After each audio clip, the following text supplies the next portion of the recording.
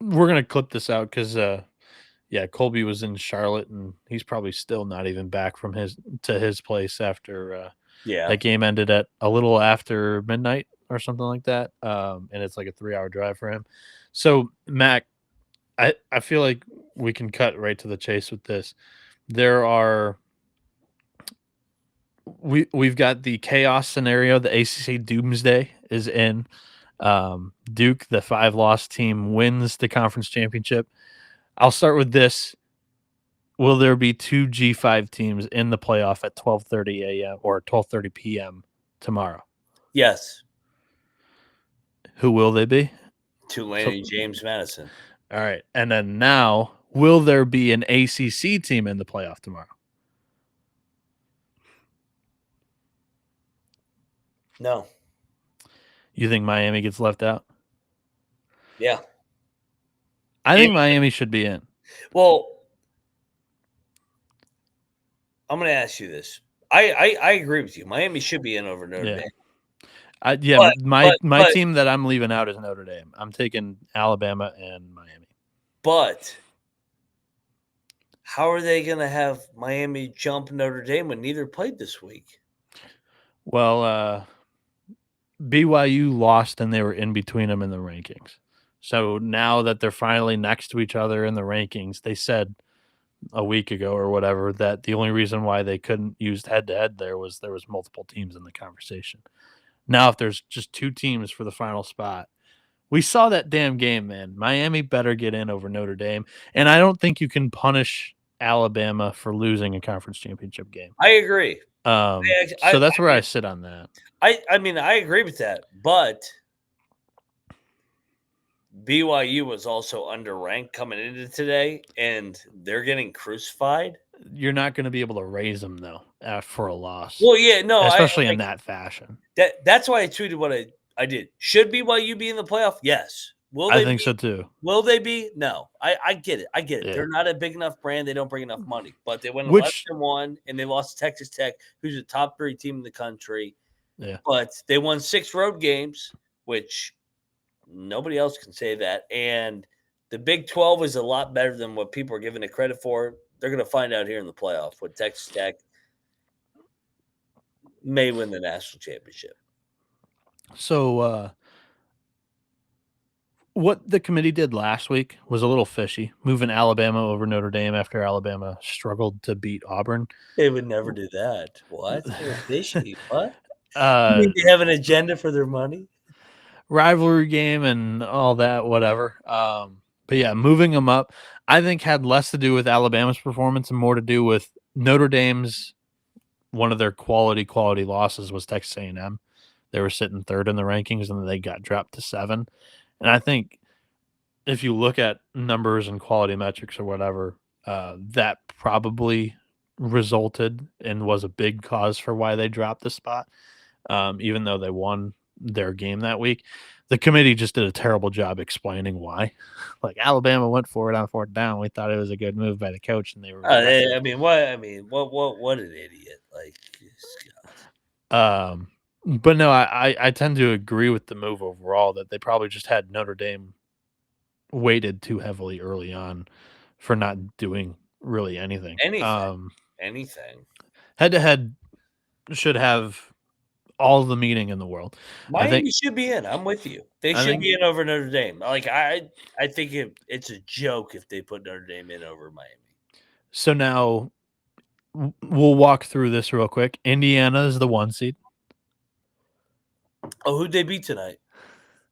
They beat Ohio State. Oh, I was told all week Ohio State was unbeatable, and I was an idiot for betting Indiana. Here you go. 2 seed Georgia? I think so. Who's your 3 seed, Texas Tech or Ohio State? You have Ohio State 3? Yeah. And then that means Texas Tech honestly, 4. They may put Ohio State 2. Like Georgia, Ohio State 2, 3. Take your pick. So here's the purpose of the exercise for me, and I have a bet that I'll place to win the college football playoff when it comes out. Whoever has the 3 seed, I think, has the best path this year. What's the difference between 2 and 3? So The 4 seed gets the winner of the 5 seed and the 12 seed. So Okay. your 5 seed's probably Oregon, and then the 12 seed's James Madison.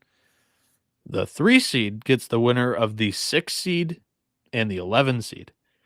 The 11 seed is Tulane. The 6 seed's Ole Miss. So if you're the 3 seed, you have a beautiful path. They're gonna magically drop Ole Miss to a matchup where they know they're gonna get destroyed. I don't know if that's going to happen. Who do you think they would drop them for? All Oklahoma, the teams that won were in the top 4 or whatever. A&M. I don't know if A&M didn't play Georgia this year, right? So it's not like one of their losses or one of their wins gets better. A&M only has one loss though. Yeah, I know. To Texas. Ole Miss only has one loss too, right? Yeah, but they don't have Lane Kiffin coaching. Exactly, but they moved them over Texas A&M last week. This is going to be a Does Ole Miss have a win over Bama this year? no. So then none of their wins got worse. If anything, their loss got better with them losing to Georgia, and then that's their only loss. Georgia just won the SEC championship. I think Ole Miss stays in the 6. So you want to be the 3 seed this year.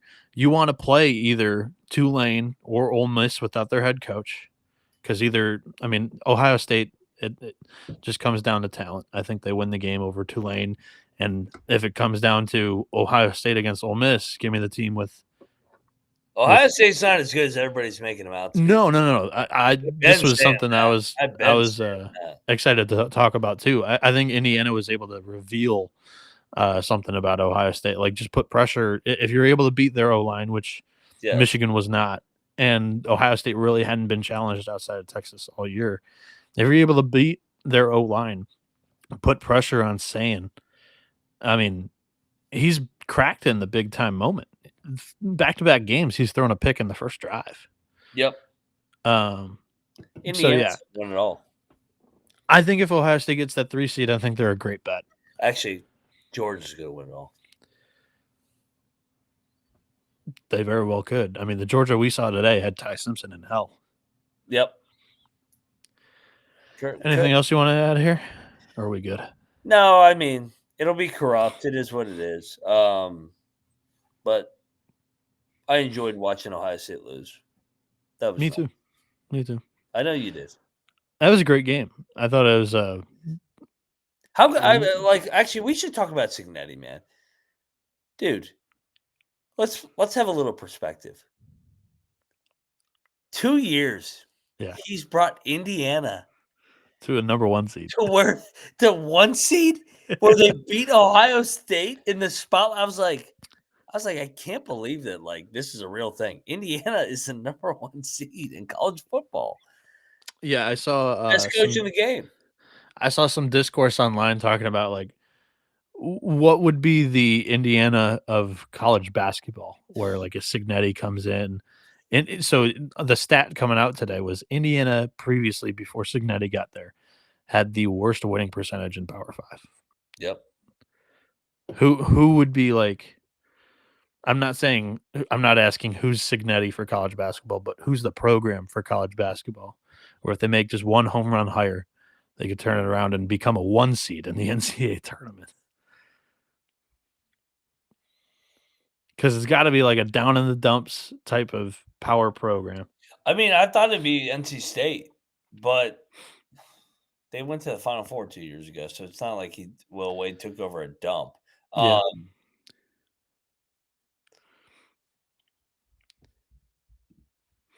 Is it Dusty May? Well, I'm not asking for coach. I'm asking for program. I mean, it might be Michigan. If you really think about it, Michigan was last place in the Big Ten 2 years ago. Last year, they have a nice year, nice turnaround. They go to the Sweet 16. This year, potentially a 1 seed. It might be Dusty May. Yeah, I guess I'm not taking offense to you naming Michigan because, yes, they were the worst team in the Big Ten that year. But at least they have history. Indiana's last conference title was in the 40s. Yeah, no. I think I'm more spotlighting like how good Dusty May is. That he's flipped it where it's like, dude, they're a fucking wagon now. I know. um, I don't know if there is one in college hoops. Like, they don't have to be good right now. They could be in a really bad spot right now, but, like, if they got that home run higher, they will go from poverty in college basketball to a Oh, possible 1 seed. I mean, Who is that? this is the same thing. Pat Kelsey though at Louisville. Louisville under Kenny Payne, they were awful. But this is a proud program too. They have natties. Yeah. Oh, Rick Pitino and St. John's. That's not a bad one. You wanna know Yeah. my answer? Chris Beard and Ole Miss. Nah. I'm looking up St. John's, though. St. John's has not been good for a minute, man. Yeah, no, you're right. That's a good I poll. actually think Pitino and St. John's might be the one. Mine might be better, though. Penn Yeah. State. Penn State basketball. Only one Final Four in program history. It was 1954. They've only been to the Sweet 16 4 times. St. All right. John's has So I agree with you. I thought we were talking about guys that have actually turned it around. no. Like, what could happen? What's a Oh, program that's in the dumps that could turn around? I agree with the chat. DePaul. Oh, yeah. DePaul shit. was good once upon a time. They're in Chicago. That's DePaul a is good actually call. the program. Yeah, that is a good call. I thought we were talking about like who's actually like turned a corner. That's why I was like the Johnnies. But yeah, DePaul. Come on, they're in Chicago. Come on, wake the fuck up, motherfuckers. DePaul's got more Final Fours and more Sweet 16s than Penn State and a more recent Final Four. I think I got the right answer here. Oh, But DePaul's an outstanding answer, too. fuck you, Capper. Capper's gonna be excited. Be like, oh yeah, DePaul's got a chance. DePaul sucks. All right, let's talk Sunday. Daniel saying LSU. No, I don't know if I can get there. they went with to a Final LSU. Four. Yeah, a couple. 06, 86, 81. Yeah. Don't know if I can do that, Daniel. But DePaul's a great answer. Honestly, St. John's is a good answer, even with Pitino last year. Like St. John's, like we've cracked the code a little bit. Like Pitino's starting to like get that thing going. Yeah. What it could be. So Michigan's been the 2 Final Fours in the 2010s. So it's like I would say Pitino's energy and like flipping a program and like culture is equivalent to Signetti. Like what we saw with him winning the Big East in year 2 last year. Yeah. And sweeping UConn, and I know they ended up getting bounced by Arkansas, but that was an unbelievable like culture turnaround shock last year from Pitino.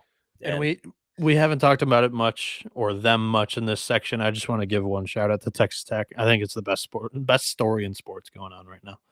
Indiana's very good, but Texas Tech's right there with them. Go Big 12, man. You don't have to sell me on that. Yeah. Just everything that with what's happening with Cody Campbell and that, like, their softball team played for their first ever national. They got to the first ever College World Series in program history, I think, and then they played for the Natty. And then Texas Tech winning the first conference championship in 70 years or something like that. And it's fantastic stuff. They're neck and neck with Indiana for best story in sports, not only college football.